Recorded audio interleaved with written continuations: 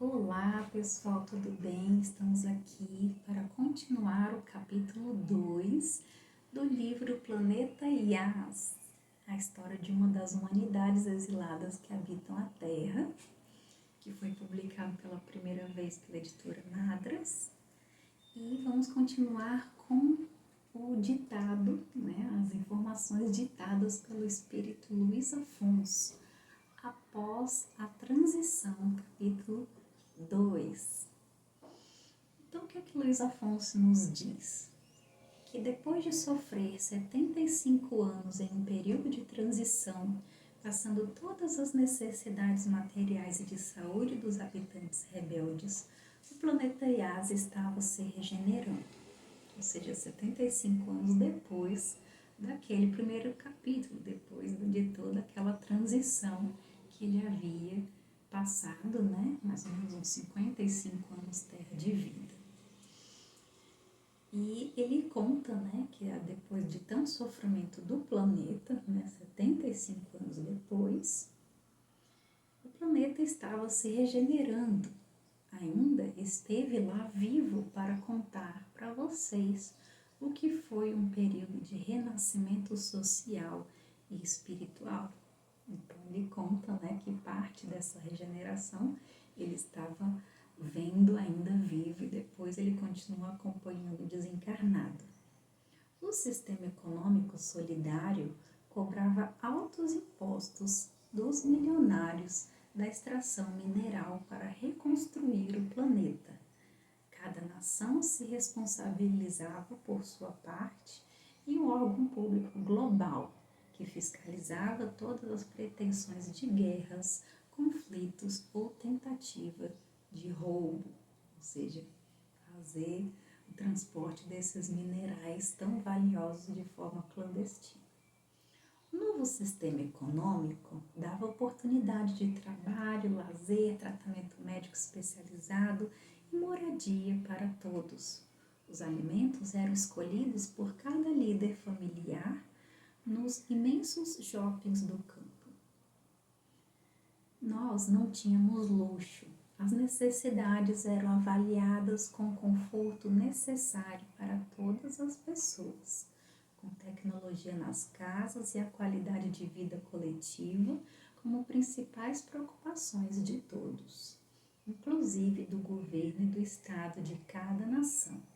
Eram ao todo 126 nações, em territórios espalhados pelo planeta e ilhas de moradia nos oceanos para buscar a sobrevivência aos cataclismos, aos terremotos e às erosões causadas em terra firme pelas jazidas de minérios de toda espécie. Então não era apenas o nióbio, esse minério que eles ambicionavam tanto. Haviam também outras jazidas de ouro, de cobre, de outros minerais, também de diamantes. Então, lá existem outros minérios parecidos com os nossos e outros mais que a gente não tem aqui.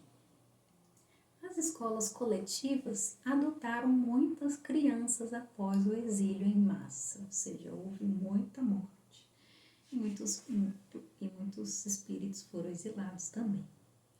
Quando a energia do cometa levou muitos habitantes à morte vagarosa, ficamos praticamente com 1/4 da população global e as coisas no começo eram mais fáceis de administrar com menos habitantes, ou seja, bem no início do exílio, sendo que metade eram crianças enviadas para repovoar o orbe, ou seja, eram crianças escolhidas para permanecer aqui, lá no planeta Yas, aqui na Terra não, lá no planeta Yas, em regeneração, por causa dessas mortes coletivas que ocorreram bruscamente em tempos próximos.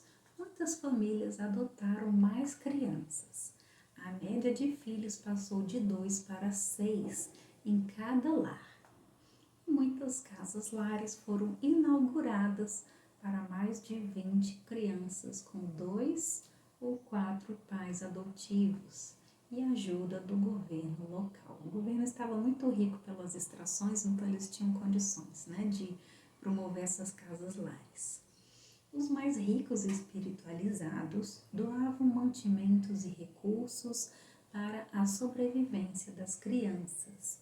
Aos pais que não tinham saúde ou recursos o suficiente para seus filhos, a ajuda necessária era dada pelas escolas integrais e pela assistência médica. Igualzinho, né? Na Terra hoje. Algumas terapias psicológicas foram criadas para aliviar o estresse das famílias, que numerosas precisavam de apoio emocional e não tinham conforto suficiente para lazeres que na Terra são comuns atualmente. Mas em Yas, na transição, eram luxo. Viagens a praias e resorts, por exemplo, não eram possíveis. Existiram até o século anterior, mas acabaram sendo desativados nas crises da década precedente a esse período crítico de exílio físico de muitos provedores do lar e de grandes empresários. Como diz o Evangelho de Jesus, né, que é o que nós conhecemos aqui na Terra, os grandes podem ser muito pequenos no reino dos céus, se não acompanham a lei de amor e de caridade com a mesma astúcia que acumulam prestígios humanos e valores materiais. Logo, como a maioria dessa população ambicionava cada vez mais privilégios pessoais em detrimento dos coletivos, sem nada devolver para a sociedade, esses indivíduos foram os primeiros a falirem na saúde e a sofrerem acidentes terríveis. O mesmo está acontecendo atualmente na Terra, com os cânceres, os tumores e as doenças incuráveis, que quando não curam a alma, né, não transformam a alma, não há mais remédio a não ser a mudança total de padrão daquela criatura para outra forma de vida, outra vibração física e outra condição de experiências. É como deportar prisioneiros em vícios de drogas mais químicas e destrutivas para um lugar totalmente lindo, onde seus hábitos e rotinas sejam diferentes, preservando a essência boa de sua alma no intuito de ajudá-los a se reerguerem por dentro e a começarem do zero. As terapias universais de mudanças geográficas funcionam bem, assim como as viagens que uma família faz depois de um longo desgaste emocional, de convivência durante o ano todo com os mesmos problemas de sempre. Ao sair daquele local, o grupo de amigos ou familiares consegue se compreender de outra forma, ativar habilidades perdidas, descansar de problemas antigos e superar novos desafios da vida. A saúde mental e emocional se agravam a partir do momento em que as estruturas humanas se tornam complicadas em vez de simples. Dessa forma, o Criador de tudo que existe e sábio estrategista de milhares de almas, que cria constantemente vida em abundância, também compreende o limite de evolução de cada um. Cada grupo, cada esfera, cada galáxia, para que continuem sendo plenos em seu livre-arbítrio e resplandeçam luz em vez de problemas para as vidas alheias. Segundo pesquisas da NASA, a Via Láctea está em movimento de eclosão com Andrômeda, ou seja, em milhares de anos poderemos ter uma grande galáxia compartilhando tecnologias, experiências de evolução humana de vários tipos de vida. De acordo com pesquisas brasileiras a respeito da Via Láctea, o conhecido site científico Cielo, encontramos uma revista de física dos astrônomos Wilton S. Dias e Jacques Lepine. O primeiro estudou na Univap, São José dos Campos, em São Paulo, e o segundo é do Departamento de Astronomia da Universidade de São Paulo. Um breve resumo no caput da revista a respeito de nossa galáxia é o seguinte: nós determinamos a velocidade de rotação do padrão espiral da galáxia através da observação dos locais de nascimento de aglomerados abertos de estrelas no disco galáctico em função de sua idade. Nossa medida não depende de qualquer modelo de estrutura espiral, como a existência de um certo número de braços ou a presença da barra na região central, né? Os resultados, primeiro, confirmam que uma fração dominante de aglomerados abertos se formam nos braços espirais. Nós encontramos o resultado de que os braços giram como corpos rígidos, como pedrito, pela teoria clássica de ondas espirais.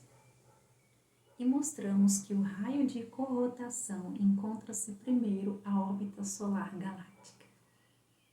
Essa proximidade tem muitas consequências interessantes, como a preservação da vida na Terra e um novo entendimento da história de formação estelar na vizinhança solar e da evolução da abundância de elementos no disco galáctico.